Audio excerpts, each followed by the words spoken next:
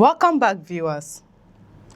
A fresh controversy has erupted in Nigerian southeast after a youth group from Orsuihiteukwa clan in Imo State defended one of its members who called for the death penalty against detained indigenous people of Biafra leader Nnamdi Kanu. The statement has triggered renewed debate over insecurity, justice, human rights, and the deep wounds left behind by years of violence in parts of the region. The Orsuihiteukwa United Youth Initiative said its member, Chigozie Nnabugo, was speaking from personal pain after allegedly losing family members, property, and community assets during years of insecurity. The group argued that his comments should not be interpreted as a call for unlawful violence, but rather as an expression of anger from someone who believes justice has not been fully served. The controversy comes at a sensitive moment in Nigeria's long-running security crisis in the southeast, where allegations of attacks, killings, kidnappings, and destruction of property have continued to generate political and emotional reactions. While security agencies have blamed criminal elements, including members linked by authority to the Eastern Security Network and IPOB, supporters of Nnamdi Kanu have repeatedly denied accusations that the group represents the source of all violence in the region. The latest statement from Orsuihiteukwa youths has therefore reopened an old and difficult question. How should the nation respond when communities affected by violence demand the harshest punishment for those they blame, while legal and human rights groups insist that justice must follow due process? According to the statement published by The Nation, the youth group claimed that Orsuihiteukwa community suffered severe losses between 2020 and 2026, including alleged destruction of homes, businesses, infrastructure, and displacement of residents. The group said these experiences shaped Nnabugo's call for tougher action against Nnamdi Kanu. The youth organization maintained that their demand was based on what they described as years of suffering and frustration. They argued that victims of violence deserve justice and that government action must consider the experiences of communities that have allegedly suffered from insecurity. However, the situation remains highly contested. Nnamdi Kanu, the leader of IPOB, has maintained that his movement's objective is self-determination for the Igbo people and has denied responsibility for criminal activities attributed to individuals operating under the name of IPOB or ESN. His supporters have consistently argued that blaming him for every violent incident in the southeast is unfair and politically motivated.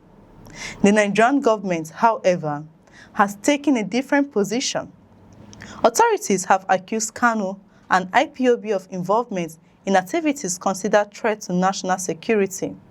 His trial has become one of the most politically sensitive legal cases in Nigeria, attracting attention from political leaders, human rights advocates, and international observers. The Orsuihiteukwa group also referred to Kanu's legal situation, arguing that his punishment should be increased beyond the sentence already imposed by the court. The group claimed that anything less would fail to recognize the suffering of victims affected by the violence associated with IPOB and ESN. But critics of capital punishment and human rights advocates may challenge such demands, arguing that even serious allegations must be handled through transparent legal processes. They maintain that the justice system must remain independent and that punishments should be determined by courts based on evidence and established laws. The debate also highlights the wider challenge facing Nigerian southeast: how to address insecurity while preventing further division within communities.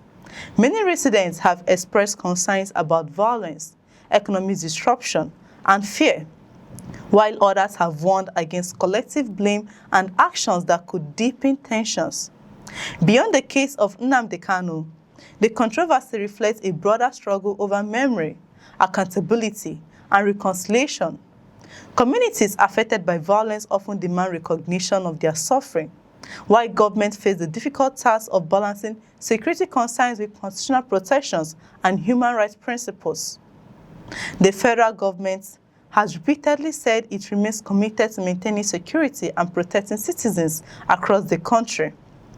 Security operations have continued in the southeast and other regions affected by armed violence, but questions remain about how lasting peace can be achieved beyond military actions. For Orsuihiteukwa residents and others who say they have suffered from attacks, the demand is about justice and accountability. For Kanu supporters, the focus remains on what they describe as political persecution and the need for dialogue. This competing narrative continues to shape public opinion around one of Nigeria's most controversial political cases. As the legal battle surrounding Nnamdi Kanu continues, the latest statement from Orsuihiteukwa United Youth Initiatives shows that the emotional impact of insecurity in the southeast remains unresolved. The voices of victims, government officials, political groups, and human rights advocates will continue to influence the national conversation. The central issue now is not only the fate of one individual, but also how Nigeria confronts violence, delivers justice, and rebuilds trust in communities where years of conflict have left deep scars. The path forward will depend on whether the country can combine accountability with fairness and security with reconciliation. Share your thoughts in the comments below. If you find this report insightful, kindly like, share, and subscribe for more news reports. I'm Chidera Isom. Thanks for watching. Do have a beautiful day.